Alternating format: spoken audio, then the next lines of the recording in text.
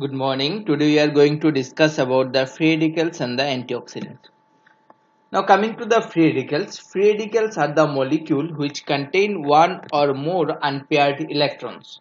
Now if you compare with a stable molecule and free radicals, what we can observe that stable molecule contain the paired electron in the outermost orbital, whereas in case of the free radicals they contain the unpaired electron in the outermost orbital. And due to this reason, these radicals or the free radicals are chemically reactive and highly unstable in nature.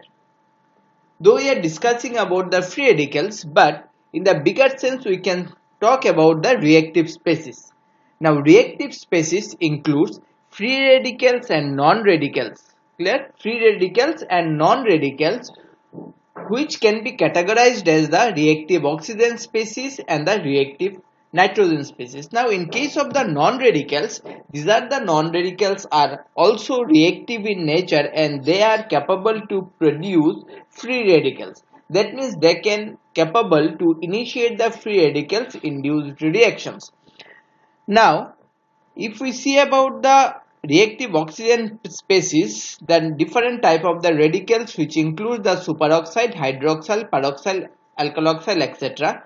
While in case of the non-radicals, hydrogen peroxide, hypochlorite acid, ozone, these are the considered as the non-radicals. In case of the reactive nitrogen species, nitric oxide and nitrogen dioxide radicals are considered as the radicals, whereas in case of the non-radicals like peroxynitrile, alkyl peroxynitrile, etc. are considered as the non-radicals.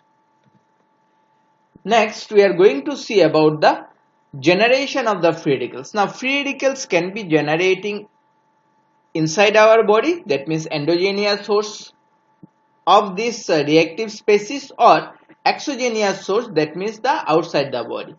Now in endogenous source, whenever we are discussing, we have here pointed out some of the organelles like endoplasmic reticulum, cytoplasm, lysosome, peroxisome, mitochondria and the plasma membrane. These are the area where the reactive species can be generating. Now during our normal metabolic process, either we are respiration, or you can say that metabolism or lysosome induced damage, or you can say that activity of paroxysm. Regarding all those cases, there is a generation of these free radicals or bigger sense as a reactive species. Whereas in case of the exogenous sources, air pollution, smoking, then UV light, drug, radiation, toxic chemicals, all of these are considered as a source of free radicals, exogenous sources. So free radicals can be generating inside our body as well as the outside our body. Now, whether free radicals are beneficial or they are the harmful in nature. Now we need to understand that redox balance, the term redox balance indicates the balance maintaining the balance between the antioxidant as well as the free radicals in our body.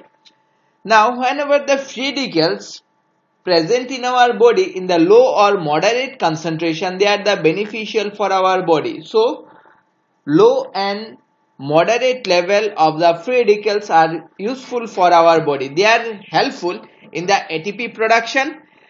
They confer immunity against the infectious agent, cancer agent. They involve into the mitogenic response. They are involved into the cell growth and the differentiation. That means we can say that they are having the important role in the cytokinin on growth factor signaling, non-receptor tyrosine kinase and the protein tyrosine phosphatase activase, release of the calcium, activation of the nuclear transcription factor and etc. So in the moderate level or the low level they are the helpful, but when their level is increased in our body, they can cause damage to our the molecules, macromolecules of the cell. In case of the, they can cause the damage to the DNA, they can cause the lipid peroxidation, they can cause the uh, damage to the protein or the carbohydrate molecule, and as a result they are involve into the pathogenesis of the a number of the diseases in our body, including the metabolic disorder like diabetes or cancer, asthma, kidney failure, allergy, then increased cholesterol level, insomnia, etc., etc. So excessive free radicals are involved into the generation of different disease, that means in the pathogenesis of the different diseases. Now coming to the antioxidants. Now what is antioxidant? Now antioxidants are the substance that can prevent or slow down the damage to the cell caused by the reactive species. So here if we can see that this is a free radicals which contains the lone pair, that is single electron in the outermost orbital. Now antioxidant, whenever the antioxidant, or they are also called as a free radical scavenger, they comes to the contact with the free radicals and they initiate the reaction. As a result, we can find that now they are neutralizing the free radicals. That means we can say that antioxidants, they are preventing the free radical induced damage or reactive species induced damage by neutralizing them or stop the free radicals induce the chain reaction. Now this antioxidant can be categorized into the different types. Now this antioxidant, whenever we are talking that in the bigger way, we can classify the antioxidant into the again the two categories, that is the endogenous and the exogenous. Endogenous means which is present in our body, like catalase, superoxide dimutase, glutathione peroxidase, etc. And non-enzymatic glutathione, then coenzyme Q10, uric acid, etc. Exogenous, which we are getting from the food, they are present into the medicinal plant, they are present into the vegetables, etc., etc. And like these are the vitamin A, C, E, selenium, etc. considered as a exogenous sources. The antioxidant can be classified into the different way. Enzymatic antioxidant, as already we have discussed, superoxide dimutase, catalase, glutathione peroxidase, glutathione reductase, etc. Then non-enzymatic antioxidant, that is the reduced glutathione, lipoic acid, coenzyme Q10, etc. Nutrient antioxidant, of course they are used as a nutrient also, like vitamin E, C, carotenoids, etc. Now they can be also classified based upon their source. Endogenous sources, of course, which is present inside our body. Dietary antioxidant, which is we are getting through our diet, as well as the metal binding different proteins, because chain reaction induced by the metal also can generate the free radicals. Next is classification based on the mechanism of action. So we can differentiate based on the classification of action, like mechanism of action, like catalytic system to neutralize or the divert ROS. Second one is the binding, inactivation of the metal ions, prevent production of the ROS by Haber-Witz reaction. Self-suicidal, chain breaking antioxidant, scavenge or destroy ROS. Then squenching, ROS chemical trapping to absorb energy. So these are the different mechanisms. Now here, if you see that this is the superoxide dimutase enzyme SOD, superoxide dimutase. So this superoxide dimutase is responsible for the scavenging of the superoxide anion, and generally what will happen through the SOD 1, 2 or 3, they will converting into the H2O2. Now this H2O2, through the phantom reaction or the Haber-Witz reaction, they can able to produce the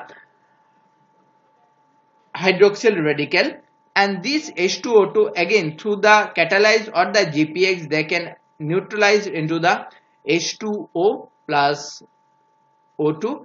And here also we can observe that this GSH or the reduced glutathione and the oxidized glutathione, the conversion of this cycle, it will be regulated by the GPX, that means glutathione peroxidase, and GR, that is glutathione reductase. So here we can say that like superoxide anion, it is scavenged by the superoxide dimutase, then H2O2 by catalase, and again the H2O2 through the GPX, and this whole process it is regulated by the GPX, GR, then GSH, and oxidized glutathione. So here we can just show a complex effect of this antioxidant and the free radicals. Here if you see that generation of the superoxide, now already as we have discussed, SOD can uh, catalyze this superoxide into H2O2, that means hydrogen peroxide. This hydrogen peroxide again through the catalyze and the GPX, they will convert into the H2O and O2. Then GSH, this GSH, it is a non-enzymatic antioxidant. They are involved into the maintenance of the thiol group in our body, and they can capable to scavenge the hydroxyl radical, which is very reactive in nature. And here also we can see that lipid peroxide can be scavenged by the, or this reaction of the lipid peroxidation, it will be stopped by the GPX, and of course the GSH, that means reduced glutathione, and the oxidized glutathione are also involved, and that cause removal or the lipid peroxide.